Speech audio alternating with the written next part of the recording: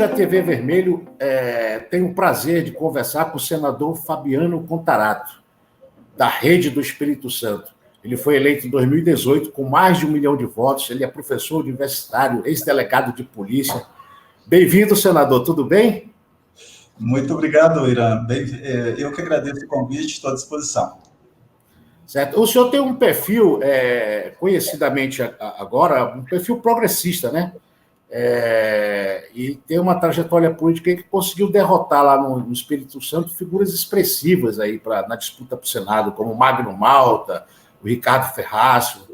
Hoje é reconhecidamente um político de expressão nacional, por conta muito da sua participação ativa em vários temas, inclusive agora, mesmo não sendo membro da CPI, que a gente estava conversando, né? Integrante, mas está lá participando e a população acompanha. Eu queria começar essa conversa, senador, pedindo ao senhor que fizesse um breve relato aí da sua trajetória, dessa trajetória política aí desde a campanha até agora, o seu dia a dia aí no Senado, as suas preferências musicais também. Quem é Fabiano Contarato por Contarato? Eu costumo falar que os atos falam mais que as palavras. Eu nasci no interior do estado do Espírito Santo, com muito orgulho.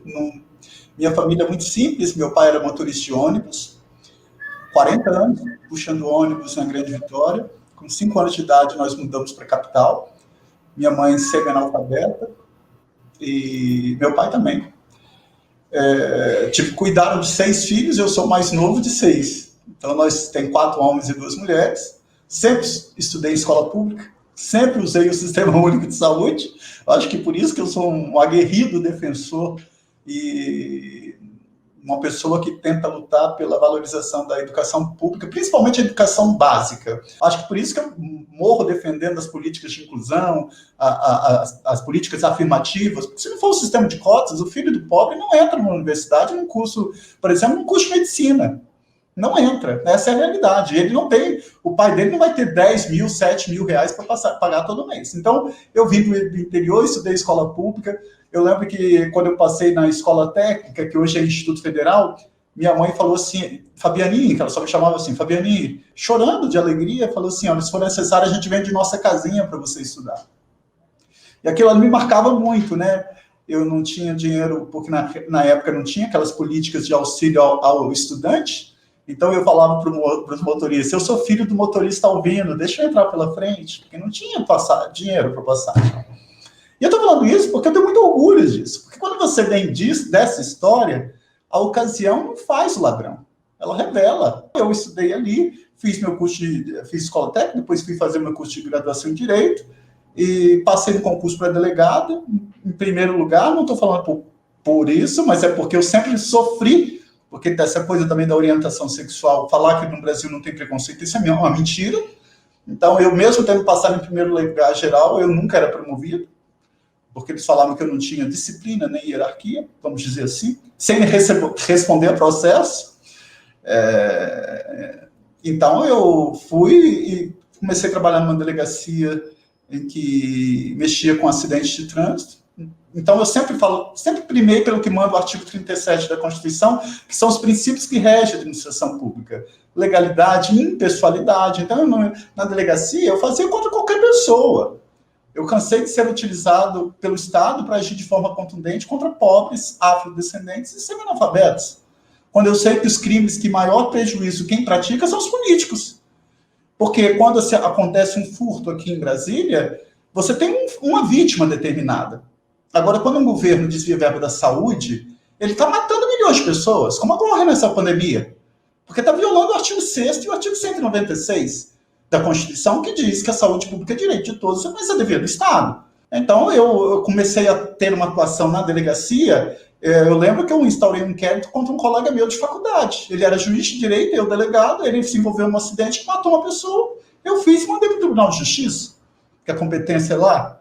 Eu fiz procedimento contra delegado do meu concurso. Então, a população capixaba começou a ver que eu agia cumprindo aquilo que é elementar, que está na Constituição. Todos somos iguais perante a lei, independente de qualquer coisa, independente da raça, da cor, da etnia, da religião, da origem, não importa. Todos somos iguais. E as pessoas me falavam, me instavam a se candidatar, e eu sempre, confesso, Irã, que eu fiquei muito tempo, vamos dizer assim, omisso. E isso é muito triste. Hoje eu falo para todo mundo, olha, entre no partido político.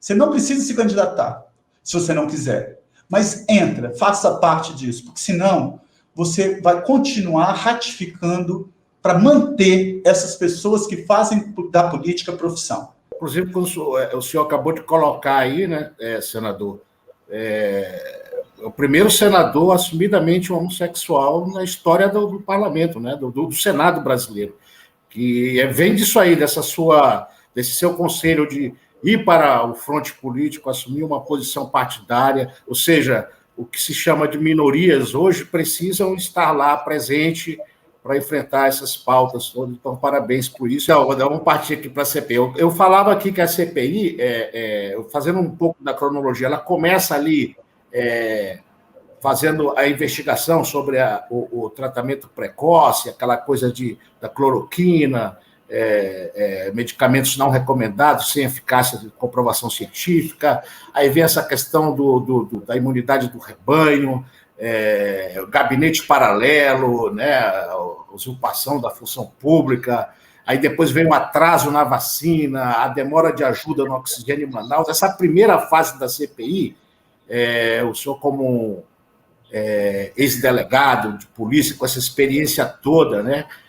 Dali já dá para, nesse início aí dessas atividades, já dá para perceber vamos falar, algum crime envolvendo ali o presidente da República, os agentes do Ministério da Saúde. Do seu ponto de vista aí, já pode se extrair alguma coisa de fato, de concreto sobre crimes? Bom, perfeitamente, eu não tenho dúvida. Contra fatos não há argumentos. Primeiro que quem tem a personalidade jurídica de direito público externo, que tem competência para celebrar contratos para aquisição de vacinas e insumos, é o Estado brasileiro, através do presidente da República e dos seus ministros. E direito à saúde pública de qualidade é um direito de todos, mas é dever do Estado. Então, quando o presidente da República ele difunde o tratamento precoce, ele está praticando um crime de charlatanismo, não tenho dúvida disso. Quando ele investe na imunidade de rebanho, nós temos aí a epidemia lá no artigo 328 com pena de 20 a 30 anos. Quando nós ouvimos, no primeiro momento da CPI, ministros como Mandetta e o Tati, que eles falavam que eles não tinham autonomia no Ministério da Saúde, que tinha um gabinete paralelo. Olha, não pode existir gabinete paralelo, porque isso é usurpação de função pública. Ele não teve uma atuação célere na crise em Manaus. Isso é prevaricação. Ele recusou 101 ofertas da Pfizer. Isso é prevaricação. Ao mesmo tempo, pressionou, você imagina um momento, o funcionário efetivo do Ministério da Saúde se sente pressionado pelos dois superiores hierárquicos, constata inúmeras irregularidades de superfaturamento, irregularidades no contrato da Covaxin, 20 milhões de doses, e que é levado à presença do presidente, relata isso, o presidente fala quem é o deputado, que coincidentemente ou não, é o líder dele, que fez uma emenda para colocar a Covaxin no contrato para aquisição de vacinas sem autorização da Anvisa e num preço extremamente superfaturado. Eu só faço uma crítica à CPI, com todo respeito, é que todos esses crimes que eu te falei aí de charlatanismo, epidemia, usurpação de função pública, prevaricação, você tem aí a corrupção passiva, não precisa da obtenção da vantagem. O simples fato de eu solicitar para você $1 de uma vacina, em cada vacina, e já está consumado. Isso em direito penal chama-se crime formal ou de mera conduta. Por quê? Porque o verbo é solicitar. Eu solicitei, consumado está. Não importa se você vai me dar o dinheiro ou não. Então, é um crime formal, não é um crime material que exigiria o comportamento da vítima para falar em tentativa no crime de corrupção passiva previsto no artigo 317, com pena de reclusão de 2 a 12 anos e multa. Não. O crime é consumado. Não tem que falar em tentativa. E aí, o próprio presidente ele participa de movimentos difundindo essa aglomeração em plena pandemia. Ele está sendo violado principalmente jurídico. Se você pegar no Código Penal, lá no artigo 268, tem uma infração de medida sanitária preventiva. Então, esses crimes para mim já estão somente provados e caracterizados, e por dolo, porque dolo no Brasil não é só intenção. O artigo 18 do Código Penal, ele é claro, ele fala, diz-se o crime doloso quando o agente quis o resultado. Aí dolo é a intenção. Mas o legislador brasileiro, ele equipara o dolo direto ao dolo indireto. Ele coloca ou conjunção alternativa, ou assumir o risco de produzir o resultado. Então, o comportamento do presidente e de seus ministros, se eles não tiveram a intenção de agravar, com o comportamento deles, eles assumiram o risco de produzir o resultado, e nós temos aí essa catástrofe que foi violada o principal bem jurídico. Agora, num segundo momento, e aí vem uma crítica que eu faço à CPI, a Comissão Parlamentar de Inquérito, ela tem que ter a sobriedade, a serenidade. Você, quando conduz a investigação, qual a diferença de uma ação penal para um inquérito? Na ação penal, depois que o Ministério Público oferece denúncia e o juiz recebe essa denúncia, ali há o contraditório e ampla defesa.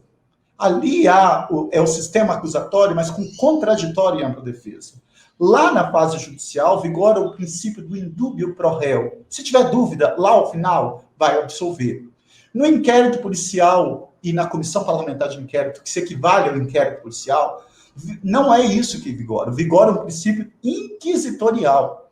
Então, a comissão ela tem que coletar provas que são favoráveis ao investigado, contrárias ao investigado, porque ela busca cumprir um dos princípios que rege o Código de Processo Penal brasileiro, que é a busca da verdade real. Então, quando a Comissão Parlamentar de Inquérito ela se atropela, ela fala assim, tá um fato do contrato da Covaxin, que é grande irregularidade com o depoimento de ontem e de hoje, de extrema importância essas oitivas. Então, se ela para, porque surgiu um outro fato, de um encontro com o diretor de logística num restaurante, num shopping em Brasília, com o cabo da PM, ela, antes de esvair, de esmiuçar aquele fato gravíssimo que envolve corrupção passiva e corrupção ativa, corrupção passiva praticada por agente público e ativa praticada por qualquer pessoa, ela, antes de concluir, de coletar provas de natureza objetiva, o que são provas de natureza objetiva? E-mails, interceptação telefônica, quebra de sigilo fiscal, telemático, análise de contratos, análise documentais, esses documentos, tudo isso é prova de natureza objetiva, ou seja, elas não se modificam, elas são permanentes. E depois coletar as provas de natureza subjetivas. Quais são essas provas de natureza subjetivas? Os depoimentos. E aí eu vejo colegas falando assim, vamos colocar 5 pessoas e fazer uma grande acareação. Pelo amor de Deus, com todo respeito, não é assim. Acarear é confrontar, é colocar cara a cara. Eu tenho que ouvir o Irã, ouvir ele individualmente, num dia. Ele vai dar a versão dele sobre os fatos, a verdade dele sobre os fatos. No outro dia eu vou ouvir outra pessoa, ele vai dar a verdade dele sobre os fatos. E aí a comissão tem que analisar onde esses dois depoimentos estão conflitando. E aí chama-se os dois no mesmo momento para fazer a acareação. Eu, pela experiência profissional, é muito comum nas acareações elas serem infrutíferas. Por quê? Porque quando você chama os acareados, eu falo assim, que perguntado ao depoente Irã se ele mantém o seu depoimento, que afirmou que no dia tal, às tantas horas, ele recebeu a proposta de $1 por vacina do senhor fulano de tal, pelo mesmo dito que mantenho o depoimento. Que perguntado ao senhor fulano se no dia tal ele ofereceu, ele vai falar, não, ele está mentindo. Então, os acareados, eles normalmente, numa acareação, eles mantêm o depoimento deles. Eles vão falar, não, realmente, eu faltei com a verdade, eu falei isso. Pode acontecer? Pode, mas de 0 a 100% isso é muito difícil. Então, eu acho que o grande equívoco na CPI é quando ela não completa um ciclo. Tem um fato gravíssimo, determinado, apure-se aquele fato. Agora surgiu um outro, não vá porque tem que dar uma resposta para a população ou para a mídia. Vai logo, terminou aquele fato, agora sim, vamos jogar luz sobre o encontro lá do cabo com o ex-diretor de logística do Ministério da Saúde que ocorreu no shopping. Em que circunstâncias ocorreu aquilo? Como ocorreu aquilo? E aí vai lá. E aí você joga luz naquilo, traz provas de natureza objetiva e subjetiva, para ao final você, para aí, se relatar esse inquérito oriundo da CPI e remeter ao titular da ação penal para deflagrar a ação penal, ação civil e a ação por ato de improbidade administrativa de quem, de qualquer forma, tenha praticado ou concorrido para o crime ou para os crimes. Eu queria, então, dar uma focadazinha nesse caso da Covaxin, para deixar bem claro para todo mundo essa posição do presidente, né? O presidente diz o seguinte, que ele recebe lá vamos falar assim, a denúncia apresentada pelos irmãos Miranda, né? E ele pega o telefone e aciona o ministro Pazuello. Foi uma das versões que foram colocadas aí. A primeira foi essa, né? Há uma necessidade aí, do pouco que eu não sou da área, né? Mas a gente dá uma olhada, pesquisa, e há uma necessidade de um agente público, no caso desse, ter uma atitude por ato de ofício, que é isso que cobra a lei. Ele, no caso aí, deveria acionar os organismos de controle, do Ministério Público, da Polícia Federal, Controladoria Geral da União, e ele não fez essa coisa. Por exemplo, uma simples ligação não o livra dessa condição vamos chamar assim, a prevaricação, né? É o ato de você não fazer o ato de ofício como agente público e tomar as providências. A outra é um argumento frequente, não só do presidente, mas dos governistas na CPI, que se ouve muito.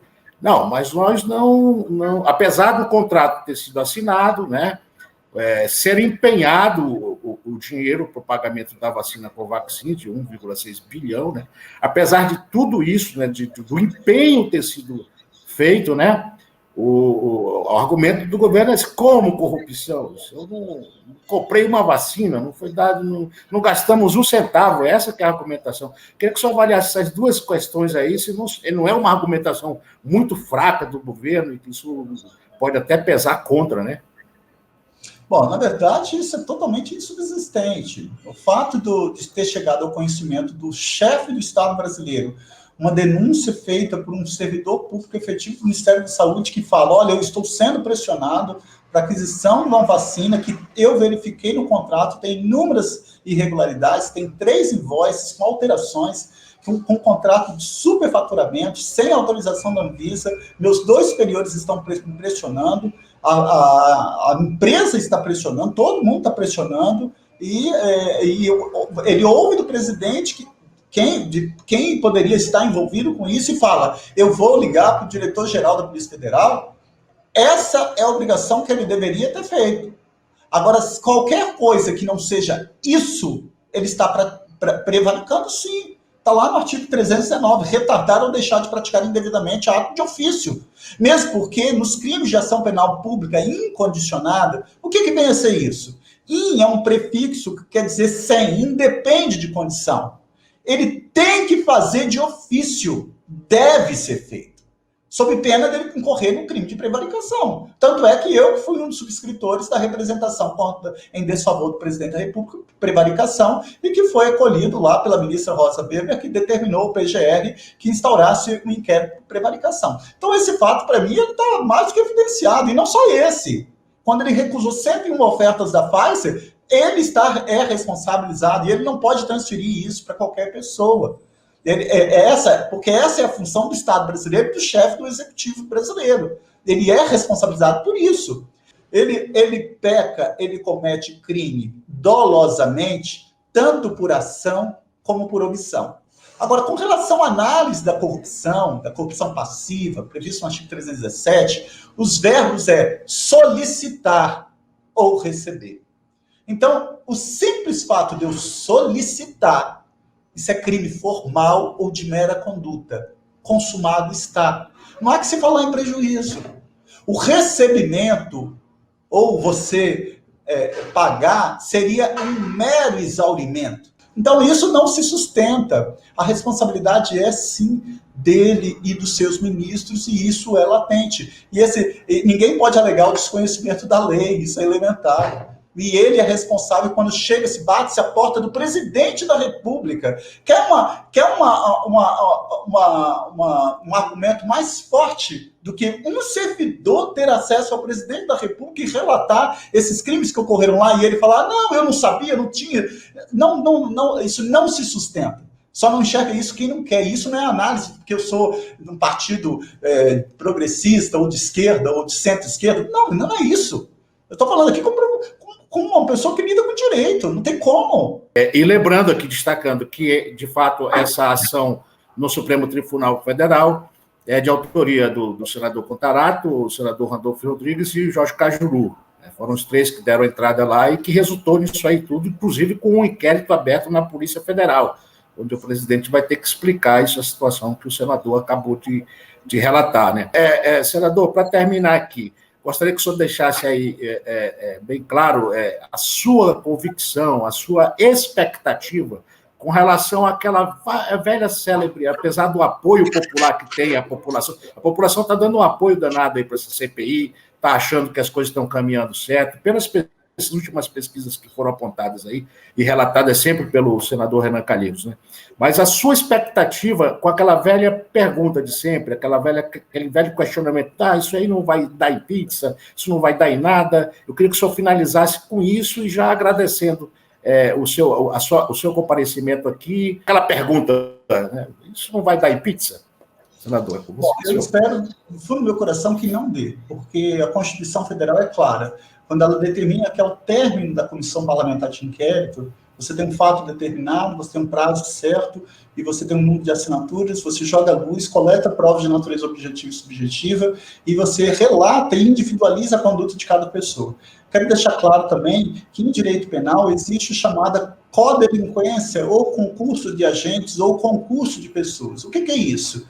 O artigo 29 do Código Penal diz o seguinte: quem de qualquer forma concorre para o crime, incide nas mesmas penas a este combinado na medida de sua culpabilidade. O que é quem de qualquer forma concorre para o crime? Autor de um crime no Brasil é quem pratica ação nuclear, o verbo do tipo. Autor num crime de homicídio é quem mata, porque o verbo do homicídio do artigo 121 é matar alguém. Então, se eu dou a arma para você matar uma pessoa, e você assim faz, você é autor. Eu não estou praticando a ação nuclear de matar. Eu dei a arma. Então, eu não sou autor desse crime. Mas eu vou responder pelo mesmo homicídio. Não como autor. Mas aí, quando você tem mais de um autor na prática de um crime, chama-se coautor. Por exemplo, 2 pessoas esfaqueiam uma vítima. Ambas estão praticando a ação nuclear matar. Mais de um autor, chama-se a isso coautores. E existe a terceira figura, que é a figura do partícipe. O partícipe moral, ele pode ser na forma de induzimento. O que é induzimento em crime? É você plantar a ideia. É eu dar a ideia a você para você matar alguém, por exemplo. Então eu falo, olha, se fosse você, eliminava ele está atrapalhando a sua vida. Então você não tinha ideia, eu fui partícipe moral na forma de induzimento. E você vai lá e mata, você é autor, eu sou partícipe moral na forma de induzimento. O partícipe pode ser moral na forma de instigação. Instigar é reforçar a ideia que você já tinha. Se você chega para mim e fala que você está pensando seriamente em fazer, em matar, e eu reforço essa ideia, eu estou sendo partícipe moral na forma de instigamento. E você tem ainda o partícipe material na forma de auxílio. Que é um auxílio. Eu levo você com o carro para praticar o roubo, eu levo você, eu sou motorista para você praticar o furto, eu levo você até o local para você matar a vítima. Então, no Brasil, não há diferença entre autor, coautor ou partícipe. Não há diferença. Foi adotada a teoria unitária ou monista. Quem, de qualquer forma, concorre para o crime, seja autor, coautor ou partícipe, responde pelo mesmo crime. Isso não sou eu que estou dizendo, é o Código Penal, no artigo 29, desde 1940. Então, eu espero que a CPI relate esse inquérito, atribuindo, individualizando as condutas de quem, de qualquer forma, concorreu para o crime, e atribua a responsabilidade e remeta ao Ministério Público para que ele deflagre a ação penal, a ação civil e a ação por atos de improbidade administrativa. Eu entendo que nessa primeira fase, quando eu falei em todos esses crimes ali praticados, tratamento precoce, imunidade de rebanho, gabinete paralelo, mudança da bula da cloroquina, demora no atendimento em Manaus, demora da aquisição da Pfizer, irregularidades de contrato, suspeita de corrupção passiva, eu espero que a comissão saiba individualizar essas condutas, atribuindo quem são esses autores, coautores e partícipes na prática de todos os crimes. Porque aí você poderia falar assim, mas quando tu pratica mais de um crime, como que fica isso? O Código Penal chama-se isso de concurso de crimes. Está no artigo 69, que ele fala: quando o agente, mediante mais de uma ação ou omissão, pratica 2 ou mais crimes idênticos ou não, aplica-se cumulativamente as penas. Pega a pena da corrupção, pega a pena da prevaricação, pega outra pena da prevaricação, pega a pena da usurpação da função pública e vai somando essas penas. Pode dar 300, 400, não importa a quantidade de anos. Mas é isso que ocorre. Então eu espero, como cidadão, como parlamentar e como não membro, nem titular, nem suplente da CPI da Covid, que a Comissão Parlamentar de Inquérito dê uma resposta não por revanchismo ou por ideologia política, mas uma resposta embasada dentro do Código Penal, do Código de Processo Penal, dentro da própria lei que regula os atos de improbidade administrativa, porque quando o presidente da República participa de movimentos antidemocráticos, por exemplo, para atacar a imprensa, para atacar o Supremo Tribunal Federal, para fechar o Congresso Nacional, ele está praticando crimes de responsabilidade previstos na Lei 1079 de 1951. Então, nós temos aí um rol de crimes políticos, um rol de crimes comuns que devem ser responsabilizados para quem, de qualquer forma, tenha concorrido para o crime. Eu que agradeço a oportunidade, o espaço, me coloco sempre à disposição. Finalizo, como eu disse, que eu amo poesia, com uma frase de Tiago de Mello, que ele fala assim: nós não temos caminho novo. Grande poeta, Tiago de Mello. Isso. Ele fala: nós não temos caminho novo. O que temos de novo é o jeito de caminhar. E é esse jeito novo de caminhar que eu tento buscar, para diminuir o abismo entre os milhões de pobres e a concentração de riqueza. Para que, sabe, um dia, aquela premissa constitucional de que todos somos iguais perante a lei seja uma realidade. Infelizmente, esse dia ainda não chegou. Mas eu vou fazer de tudo para que isso chegue num curto espaço de tempo, para que meus filhos, meus netos, as futuras gerações saibam que nós podemos, sim, mudar e transformar. Muito obrigado e que Deus nos abençoe. Senador, muito obrigado, sim, foi muito didático, muito expressiva as suas colocações, acho que ficou muito claro para todo mundo a situação atual e a gente volta a agradecer, esperamos uma próxima oportunidade de estar falando de coisas melhores. Obrigado, senador, um abraço.